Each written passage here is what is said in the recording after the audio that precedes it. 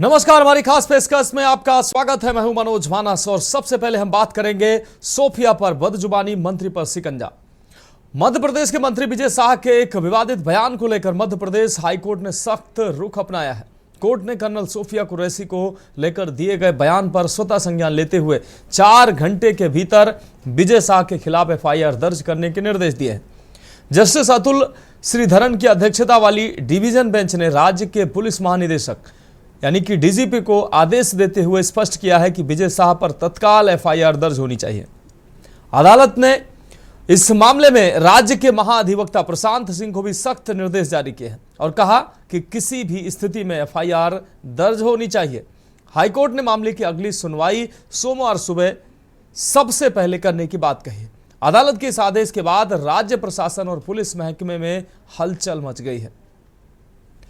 तो मध्य प्रदेश सरकार में मंत्री हैं विजय शाह, जिनके द्वारा विवादित बयान दिया गया और अब उस बयान के बाद एक तरफ राजनीति गर्म होती नजर आ रही है, दूसरी तरफ मध्य प्रदेश हाईकोर्ट ने इस टिप्पणी पर स्वतः संज्ञान लेते हुए मंत्री विजय शाह पर 4 घंटे के भीतर तत्काल एफआईआर दर्ज करने के आदेश दिए हैं। मध्य प्रदेश के डीजीपी को यह आदेश दिए हैं। तो कर्नल सोफिया पर विवादित बयान का यह मामला जो अब मंत्री विजय शाह पर भारी पड़ता नजर आ रहा है। मंत्री विजय शाह के बयान के बाद एक तरफ राजनीतिक उबाल देखने को मिला है, दूसरी तरफ अब कानूनी शिकंजा भी उन पर कसता नजर आ रहा है। कर्नल सोफिया पर विवादित बयान पर अब मध्य प्रदेश हाईकोर्ट ने स्वतः संज्ञान लेते हुए मंत्री विजय शाह पर तत्काल एफआईआर दर्ज करने के निर्देश दिए हैं और कल इस मामले पर सबसे पहले कोर्ट ने इस मामले पर सुनवाई की बात कही है।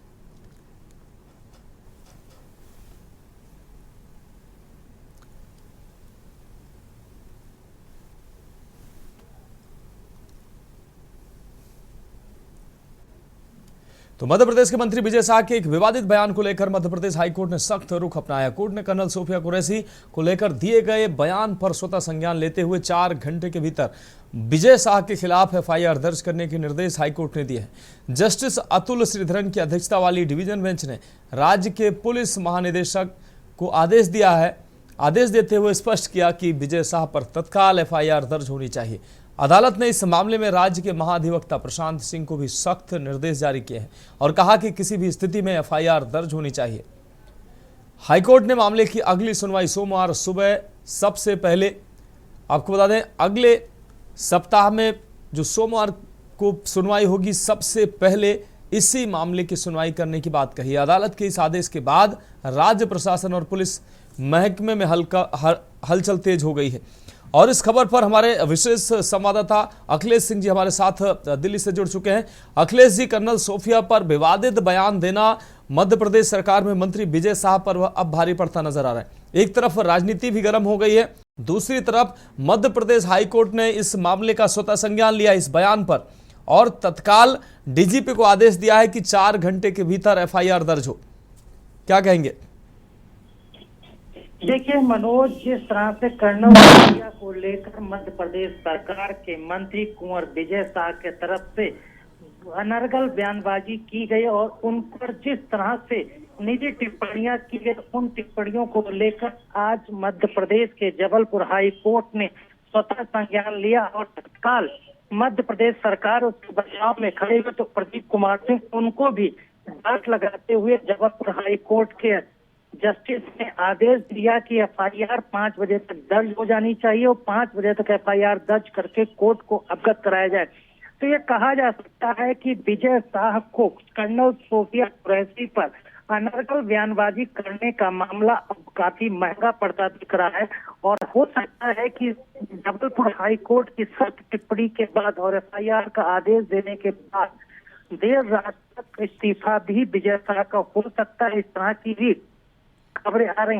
हालांकि इस मामले में भी पुख्ता जानकारी नहीं है। कहा जा रहा है कि प्रधानमंत्री मोदी से लेकर केंद्रीय गृह मंत्री अमित शाह तक से इस तरह से बीजेपी को मध्य प्रदेश के प्रदेश अध्यक्ष वी डी शर्मा से कहा गया कि इसमें तत्काल उनसे माफी मंगवाई है। हालांकि उन्होंने माफी उनके तरफ से मांगी गई, लेकिन फिलहाल हाई कोर्ट के बीच में आने के बाद और हाई कोर्ट के तरफ से संज्ञान लिया जाना और बेहद तल्ख टिप्पणी के बाद एफआईआर का आदेश देने के मामले के मद्देनजर देखा जा सकता है कि अब कुंवर विजय शाह मध्य प्रदेश सरकार के मंत्री की मुश्किलें और बढ़ेंगी और देर रात तक इस्तीफा भी देने की संभावनाएं बन रही हैं। फिलहाल अब ये देखना होगा क्या मध्य प्रदेश हाईकोर्ट की तल्ख FIR होने के बाद क्या विजय शाह मंत्री इस्तीफा देते हैं। और जिस प्रकार कांग्रेस समेत समूचे विपक्ष ने बीजेपी को घेरना शुरू किया और बीजेपी पर दबाव बनाया जा रहा है, उस तरह से लगता है कि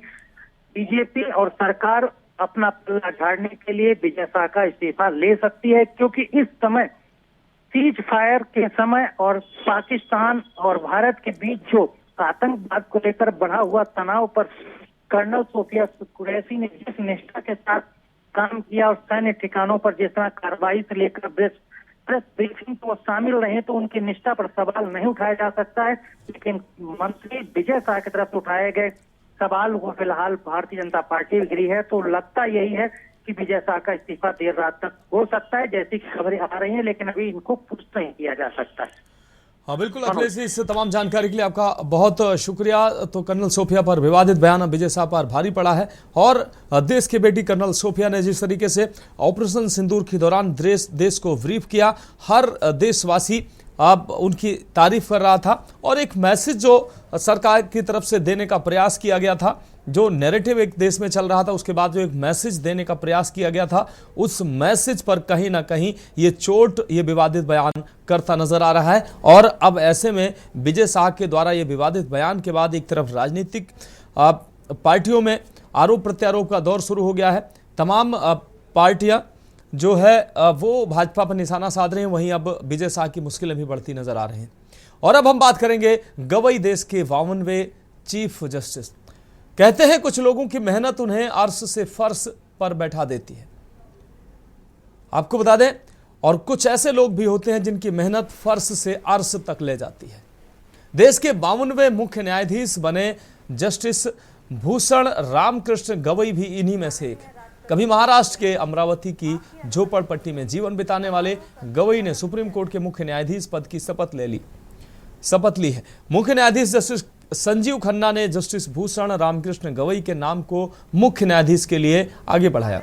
आपको बता दें कि वह जस्टिस KG बालकृष्णन के बाद इस पद पर नियुक्त होने वाले दूसरे दलित मुख्य न्यायाधीश हैं, जिन्हें 2007 में नियुक्त किया गया था। गवई के यहां तक पहुंचने का सफर आसान नहीं है। उन्होंने अपने जीवन में काफी उतार चढ़ाव देखे और अपनी मेहनत के दम पर उस मुकाम पर पहुंचे जहां बहुत सारे लोगों का पहुंचने का सपना होता है। तो देश के 52वें चीफ जस्टिस के रूप में VR गवई ने शपथ ली है। राष्ट्रपति द्रौपदी मुर्मू ने VR गवई को चीफ जस्टिस की शपथ दिलाई है और वो देश के दूसरे दलित चीफ जस्टिस है।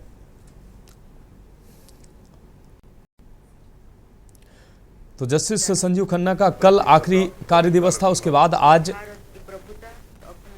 जस्टिस VR गवई ने 52वें चीफ जस्टिस के रूप में शपथ ली है।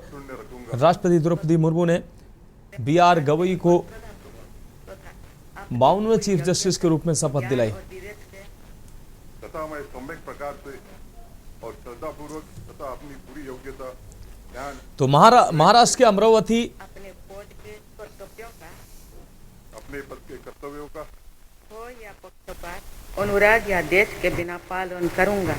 भय या पक्षपात अनुराग या देश के बिना पालन करूंगा तथा मैं संविधान और विधियों की मर्यादा बनाए रखूंगा।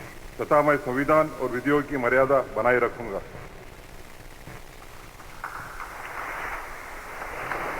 जस्टिस के रूप में शपथ ग्रहण किया। राष्ट्रपति द्रौपदी मुर्मू ने उन्हें शपथ दिलाई है। महाराष्ट्र के अमरावती में जन्मे VR गवई 52वें चीफ जस्टिस के रूप में उन्होंने शपथ ली। आपको बता दें उनका प्रारंभिक जीवन बहुत ही सामान्य रहा है। झोपड़पट्टी से उनके जीवन की शुरुआत हुई और देश के प्रमुख पद तक वो पहुंचे हैं।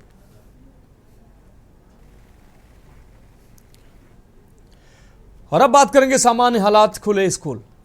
पंजाब के पठानकोट में भारत पाकिस्तान के बीच हुए संघर्ष के दौरान बंद हुए स्कूल बुधवार को खोल दिए गए। आज जब स्कूल खुले तो बच्चों में खुशी की लहर दौड़ गई। वह घरों से निकलकर स्कूल जाते नजर आए। इस संबंध में जब स्कूली बच्चों से बात की गई तो उन्होंने बताया कि वह पिछले 1 सप्ताह से घर पर ही रहकर पढ़ाई कर रहे थे, लेकिन अब स्कूल खुलने से वे खुश हैं, क्योंकि ऑनलाइन पढ़ाई में उन्हें वो बातें समझ में नहीं आती थी जो स्कूल में आने के बाद अध्यापकों से समझ में आती हैं। और उन्होंने प्रशासन द्वारा लिए गए इस निर्णय की सराहना की और कहा कि अब वे बेहतर तरीके से पढ़ाई कर सकेंगे।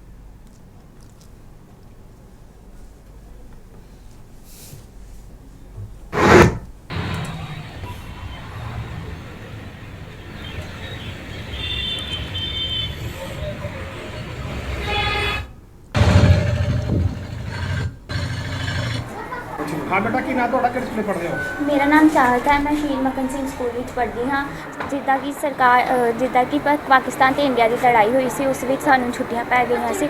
ਇਹ ਬਹੁਤ ਬੁਰਾ ਹੋਇਆ ਕਿ ਸਾਨੂੰ ਛੁੱਟੀਆਂ ਪੈ ਗਈਆਂ। ਇਸ ਵਿੱਚ ਸਾਡੀ ਪੜ੍ਹਾਈ ਦਾ ਬਹੁਤ ਨੁਕਸਾਨ ਹੋਇਆ ਤੇ ਹੁਣ ਸਕੂਲ ਖੁੱਲ੍ਹ ਗਏ ਹਨ। ਸਰਕਾਰ ਨੇ ਬਹੁਤ ਚੰਗਾ ਕੀਤਾ ਤੇ ਅਸੀਂ ਸਾਰੀ ਆਪਣੀ ਪੜ੍ਹਾਈ ਪੂਰੀ ਕਰ ਲਾਵਾਂਗੇ। ਤੇ ਕੀ ਨਾ ਤੁਹਾਡਾ ਕਿਹੜੇ ਸਕੂਲੇ ਪੜ੍ਹਦੇ ਹੋ? Avon girl senior secondary school. ਅੱਜ ਕਿੰਨੇ ਦਿਨਾਂ ਬਾਅਦ ਸਕੂਲ ਜਾ ਰਹੇ ਹੋ? 5-6 ਦਿਨਾਂ ਬਾਅਦ। 5 ਦਿਨਾਂ ਬਾਅਦ ਸਕੂਲ ਜਾ ਰਹੇ ਹੋ, ਠੀਕ ਹੈ। ਤੇ ਸਰਕਾਰ ਤੋਂ ਕੀ ਮੰਗ ਕਰਦੇ ਹੋ? ਕਿ ਸਾਡੇ ਸਕੂਲ ਖੋਲ੍ਹੇ ਜਾਣ। राघव सिंह ਕਿਹੜੇ ਸਕੂਲੇ ਪੜ੍ਹਦੇ ਹੋ? बलवाल ਕਿੰਨੀ ਦੇਰ ਹੋ ਗਈ ਸਕੂਲ ਬੰਦ ਹੋਏ ਦੇ? होई है हफ्ता कर होई है। ਹੋ ਗਿਆ। हाँ जी ਹੁਣ ਸਰਕਾਰ ਤੋਂ ਕੀ ਮੰਗ ਕਰਦੇ ਹੋ? यही मांग करते हैं पढ़ाई होनी चाहिए पर अगे लिखो ਸਕੂਲ ਕਿਉਂ ਬੰਦ ਹੋਏ ਸੀ? वो बोलते फायरिंग हो रही है। हाँ जी हाँ जी। मैं मीनम शिखा प्रिंसीपल शहीद मक्खन Singh government girl senior secondary school Pathankot तो बोल रही ਹਾਂ। पिछले हफ्ते तो लगभग ਸਕੂਲ ਬੰਦ ਸੀਗੇ ਕਿਉਂਕਿ ਇੰਡੋ ਪਾਕ ਦੇ ਯੁੱਧ ਕਰਕੇ ਸ਼ਹਿਰ ਵਾਸੀਆਂ ਦੀ ਤੇ ਬੱਚਿਆਂ ਦੀ ਸੁਰੱਖਿਆ ਦੇ ਕਰਕੇ ਸਰਕਾਰ ਨੇ ਸਕੂਲ ਬੰਦ ਕਰ ਦਿੱਤੇ ਸੀਗੇ। ਤੇ ਅੱਜ ਫਿਰ ਤੋਂ ਸਕੂਲ ਲੱਗੇ ਹੈ। ਬੱਚਿਆਂ ਦੀ ਸਟਰੈਂਥ ਲਗਭਗ ਠੀਕ ਹੀ ਹੈ, 70 ਤੋਂ 80% ਤੱਕ ਹੈਗੀ ਹੈ। ਅਸੀਂ ਪਰਮਾਤਮਾ ਦਾ ਸ਼ੁਕਰ ਕਰਨੇ ਆ ਕਿ ਫਿਰ ਤੋਂ ਸਕੂਲ ਲੱਗੇ ਹੈ ਤੇ ਹਾਲਾਤ ਸੁਖਾਲੇ ਹੋਏ ਹੈ। ਅਸੀਂ ਬਾਕੀ ਵੀ ਮਾਪਿਆਂ ਨੂੰ ਤੇ ਸ਼ਹਿਰ ਵਾਸੀਆਂ ਨੂੰ ਅਪੀਲ ਕਰਦੇ ਹਾਂ ਕਿ ਜਿਹੜੇ ਬੱਚੇ ਜੇ ਘਰ ਬੈਠੇ ਆ ਸਕੂਲ ਨਹੀਂ ਗਏ ਉਹਨਾਂ ਨੂੰ ਵੀ ਸਕੂਲ ਭੇਜੋ, ਕਿਉਂਕਿ ਸਰਕਾਰ ਨੇ ਔਰ ਮਾਨਯੋਗ ਡੀਸੀ ਸਾਹਿਬ ਜੀ ਨੇ ਸਾਰੇ ਹਾਲਾਤ ਦੇਖਦੇ ਹੋਏ ਹੀ ਸਕੂਲ ਦੁਬਾਰਾ ਖੋਲ੍ਹਣ ਦੇ ਆਦੇਸ਼ ਦਿੱਤੇ ਹੈ। ਧੰਨਵਾਦ। ਜੈ ਹਿੰਦ, ਜੈ ਭਾਰਤ। और अब हम बात करेंगे हेयर ट्रांसप्लांट मौत को दावत। कानपुर में हेयर ट्रांसप्लांट के एक और मामले में एक इंजीनियर की मौत हो गई। आपको बता दें ये चौंकाने वाली खबर सामने आई है। फर्रुखाबाद निवासी इंजीनियर मयंक कटियार की मौत डॉक्टर अनुष्का तिवारी की क्लिनिक में कराए गए हेयर ट्रांसप्लांट के 24 घंटे के भीतर हो गई थी। इस घटना को लेकर मृतक के परिजनों ने डॉक्टर पर लापरवाही के और गलत इलाज के गंभीर आरोप लगाए। मयंक की मां प्रमोदनी कटियार ने बताया कि उनका बेटा 18 नवंबर को कानपुर में डॉक्टर अनुष्का तिवारी के अंपायर हेयर ट्रांसप्लांट क्लिनिक में इलाज के लिए गया था। इलाज के तुरंत बाद उसके सिर में दर्द शुरू हो गया और चेहरा सूजने लगा। उन्होंने बार बार डॉक्टर से संपर्क किया, लेकिन डॉक्टर कहती रही सब ठीक है, चिंता ना करें। जब हालत बिगड़ती गई तब डॉक्टर ने कार्डियोलॉजिस्ट को दिखाने की सलाह दी, लेकिन इसके कुछ देर बाद ही मयंक की 19 नवंबर की सुबह मौत हो गई। ये मामला इंजीनियर विनीत दुबे की मौत के बाद सामने आया है, जिनकी 15 मार्च को हेयर ट्रांसप्लांट के बाद मौत हो गई थी। उस मामले में भी डॉक्टर अनुष्का तिवारी पर लापरवाही का आरोप लगा था। विनीत तिवारी, आपको बता दें, विनीत की पत्नी की शिकायत पर 56 दिन बाद रावतपुर थाने में FIR दर्ज की गई थी। तो हेयर ट्रांसप्लांट की वजह से ये 2 मौतें हुई हैं। कानपुर में हेयर ट्रांसप्लांट के बाद एक और इंजीनियर की मौत हुई है। ट्रांसप्लांट से संबंधित जो है एक अभियोग थाना रावत में पंजीकृत किया गया है और इस संबंध में योजनात्मक कार्रवाई की जा रही है। इसको संपूर्ण रूप से योजना की जा रही है। इसमें CMO से भी रिपोर्ट मांगी गई है और अन्य कोई प्रकरण यदि सामने आएगा तो उसकी भी गंभीरता से जांच करा करके आवश्यक विधिक कार्रवाई कराई जाएगी। कानपुर में हेयर ट्रीटमेंट का दूसरा मामला सामने आया है। हालांकि इसमें भी डॉक्टर अनुष्का तिवारी ही हैं जिन्होंने पहले एक इंजीनियर की जान ले ली और फिर दोबारा जब उन्होंने ट्रीटमेंट कराया तो उसमें भी जो मरीज है उसकी जान चली गई। ये मरीज के परिवारजन हैं जो आज CP कार्यालय आए हैं और इन्होंने बाकायदे पुलिस कमिश्नर से गुहार लगाई है। इनसे बातचीत कर लेते हैं। मैम, कहाँ से आए हैं, क्या घटना हुई आप? फर्रुखाबाद से आई। क्या हुआ है आपके साथ, कौन से डॉक्टर थे या कहाँ पर आपने ट्रीटमेंट कराया था? अनुष्का तिवारी से कल्याणपुर में। किसने कराया था, क्या है पूरा संपूरा किसने कराया था ट्रीटमेंट? और वो बेटे ने, मयंक कटियार ने। फिर क्या हुआ? 18 तारीख को उसने ट्रांसफर किया, फिर इसके बाद सुबह 8 बजे से 2 बजे तक, इसके बाद उसने छोड़ दिया उनको, बोला घर जाओ ठीक हो तुम। वो घर चले गए फरखाबाद। फिर इसके बाद वहाँ उनके दर्द शुरू हो गया। दर्द फिर हमने वीडियो कॉल में इनसे बात की तो बोली कोई नहीं, ये ठीक हो जाएगा, बस ये कहती रही। और सुबह 10 बजे इसकी डेथ हो गई।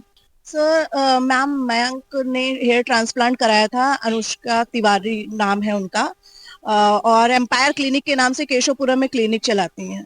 तो उनकी लापरवाही के कारण कुछ इन्फेक्शन हुआ उसकी बॉडी में और उसकी बॉडी एकदम से स्वेलअप हो गई और विद इन 24 आवर्स उसकी डेथ हो गई मैम। और सेम ऐसे ही मामला अभी रिसेंटली सामने आया तो हम लोगों ने इसके खिलाफ आवाज उठाई। आप जो पुलिस कमिश्नर के पास आई हैं, क्या आश्वासन मिला है, किस तरीके की कार्रवाई होगी? जी सर ने बोला है कि बिल्कुल हम इस पे कार्रवाई करेंगे और सीएमओ ऑफिस में आपकी रिपोर्ट भेजेंगे और आगे जल्द से जल्द इसकी कार्रवाई की जाएगी।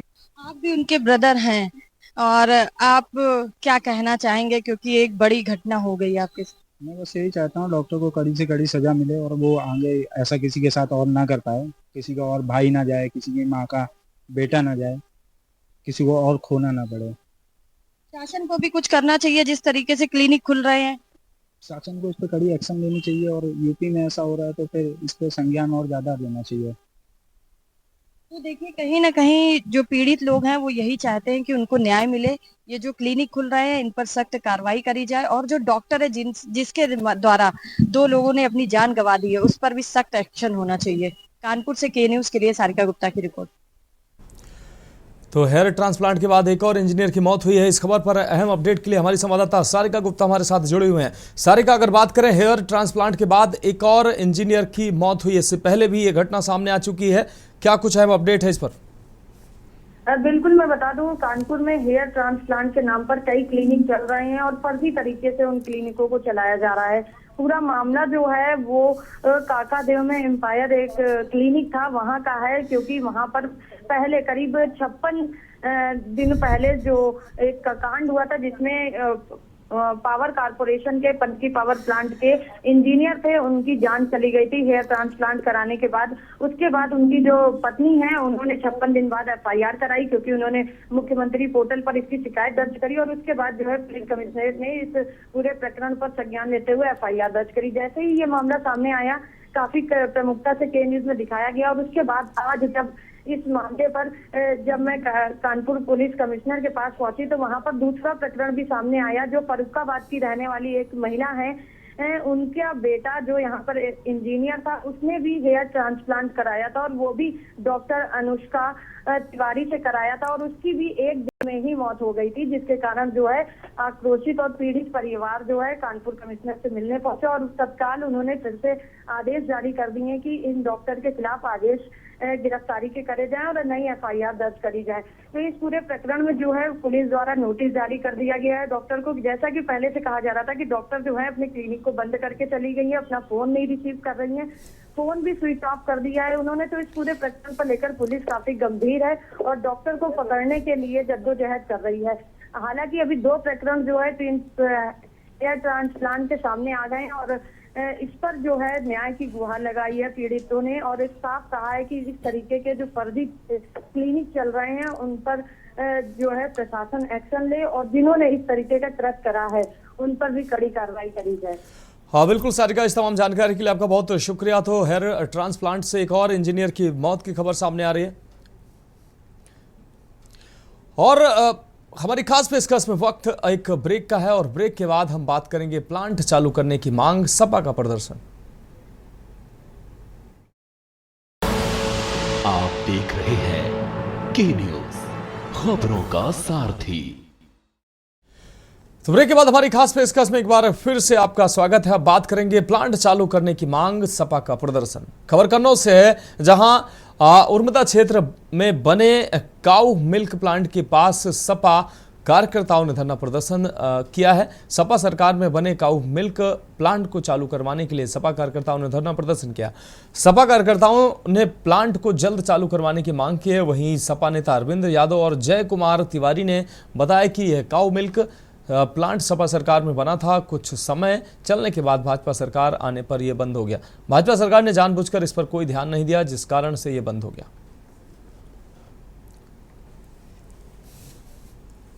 किसानों की समस्याओं को लेकर हम लोग जो ऐतिहासिक हमारी सरकार समाजवादियों ने कन्नौज जनपद में काऊ मिल प्लांट बनाकर जो तैयार किया था, किसानों की आय को किस तरीके से हम लोग दोगुना करें, किसानों की जो बदहाली स्थिति है उसको किस तरीके से हम लोग अच्छा कर सकें। माननीय अखिलेश यादव जी ने कन्नौज के लिए नहीं बल्कि पूरे उत्तर प्रदेश में पहला काऊ मिल्क प्लांट ऑटोमेटिक बनाने का उनका कहना बिल्कुल सही है।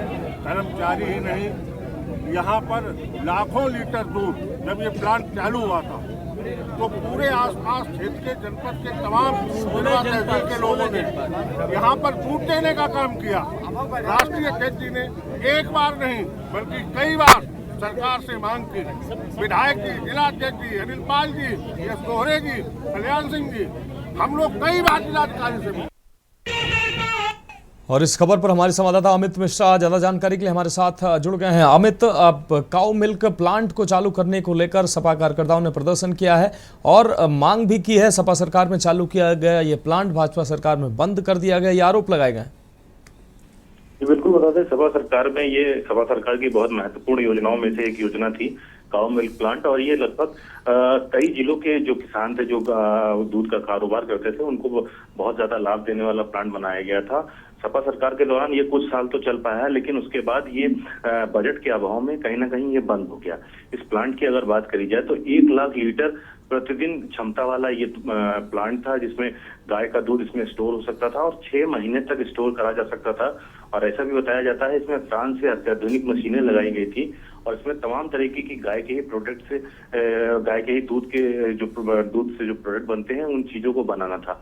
तो ये लगातार सपा के लोग ये लगातार बीच बीच में मांग उठाते रहते हैं कि ये काऊ मिल्क प्लांट अगर चालू हो जाएगा तो बहुत सारे किसानों को लाभ मिलेगा। लेकिन आज सपा के कार्यकर्ताओं ने यहाँ पर एक प्रदर्शन किया है। उन्होंने कहा है कि अभी तो ये छोटा प्रदर्शन है, अगर 1 महीने में हमारी बात नहीं मानी गई तो हम लोग आने वाले समय में बड़ा प्रदर्शन करेंगे। और उन्होंने कई गंभीर आरोप भी लगाए हैं सरकार पर। उन्होंने कहा है कि कहीं ना कहीं द्वेष भावना के चलते, क्योंकि सपा का ये बहुत महत्वपूर्ण प्रोजेक्ट था और उनको लगता है कि सपा को इससे लाभ मिल सकता है, जिस कारण इसकी अनदेखी करी जा रही है और इसको बजट नहीं मुहैया कराया जा रहा है, जिस कारण ये चालू नहीं हो पा रहा है। जी बिल्कुल अमित, इस तमाम जानकारी के लिए आपका बहुत बहुत शुक्रिया। तो काऊ मिल्क प्लांट के पास सपा कार्यकर्ताओं ने प्रदर्शन किया है और इस प्लांट को चालू करने की मांग सरकार से की है।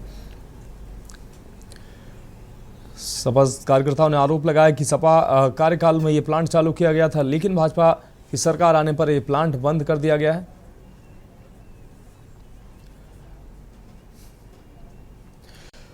और अब हम बात करेंगे कार्ड बदलकर धोखाधड़ी, धरे गए सातिर।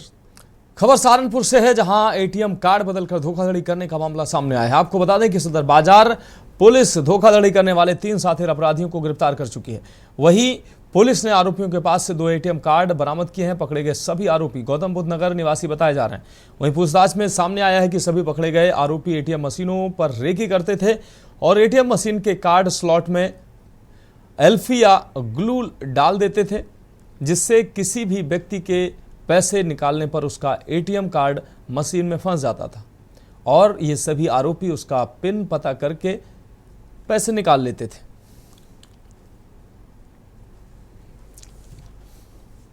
थाना सदर बाजार पर 30 मार्च को एक अभियोग पंजीकृत हुआ था, जिसमें वादी द्वारा यह आरोप लगाया गया था कि कुछ लोगों ने उसका एटीएम कार्ड लेकर उससे उसके अकाउंट से पैसे निकाल लिए हैं।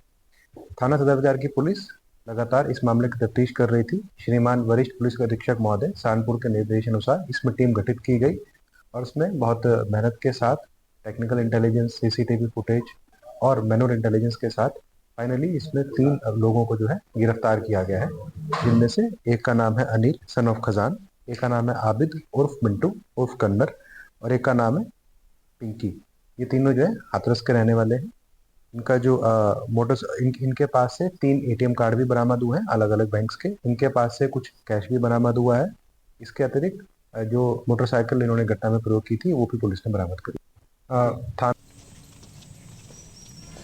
और इस खबर पर ज्यादा जानकारी के लिए हमारे संवाददाता काशिफ हमारे साथ जुड़ गए हैं। काशिफ, सहारनपुर पुलिस को बड़ी सफलता हाथ लगी। एटीएम कार्ड बदलकर धोखाधड़ी करने वाले 3 साथियों को पुलिस ने धर दबोचा है। क्या कुछ अहम अपडेट है? जी बिल्कुल मनोज जी, ये मामला जो है एटीएम बदलने का है। साथ ही साथ ये शातिराना तरीके से जो एटीएम बदल कर पैसे जो निकालने वाले ये गिरोह है, जिसमें जो हाथरस के रहने वाले हैं और हाल निवासी जो है ये गौतम बुद्ध नगर में रह रहे थे। ये लोग रेकी करते हैं, पहले जो पुलिस का बताना है, और रेकी करने के बाद ये एटीएम के आसपास अपने जो नंबर है एक हेल्पलाइन नंबर के तौर पे वो लगा देते हैं, और साथ ही जो एटीएम मशीन है उसमें ग्लू या एलपी जैसी कोई चीज डालकर ये छोड़ देते हैं। जब कोई व्यक्ति आता है वहां पर उसका एटीएम कार्ड जो है वो अंदर डालता है कार्ड मशीन स्लॉट में, तो वो कार्ड जो है उसमें फंस जाता है, और उसके बाद जो हेल्पलाइन नंबर के एटीएम के आसपास लिखा हुआ होता है एटीएम मशीन के, वो उस पर संपर्क करने की कोशिश करता है, तो वो फोन भी नहीं लगता है, और ये लोग वहां पर पहुंचते हैं, उसके एटीएम का पिन जो है वो पता करते हैं, और एटीएम पिन पता करने के बाद उसके पैसे जो है वो उड़ा देते हैं। कहीं ना कहीं एक बड़ा गिरोह है जो सदर बाजार पुलिस ने ये पकड़ा है। दूसरे जनपद के रहने वाले लोग सहारनपुर में इन घटनाओं को अंजाम दे रहे थे। 3 अभी तक जो एटीएम कार्ड है वो इनसे बरामद हुए हैं। अभी आगे भी पुलिस इनसे गहनता से जांच करेगी, जो पुलिस अधिकारियों को बताना है, और इसमें कई घटनाएं जो है वो खुलने की आशंका है मनोज जी। हाँ बिल्कुल काशिफ, इस तमाम जानकारी के लिए आपका बहुत शुक्रिया। तो सहारनपुर पुलिस को बड़ी सफलता हाथ लगी। एटीएम कार्ड बदलकर धोखाधड़ी करने वाले गिरोह के 3 सक्रिय सदस्य गिरफ्तार किए गए हैं। फिलहाल हमारी खास पेशकश में अभी के लिए मेरे साथ इतना ही। मुझे दीजिए इजाजत और आप देखते रहिए के न्यूज इंडिया। आप देख रहे हैं के न्यूज, खबरों का सारथी।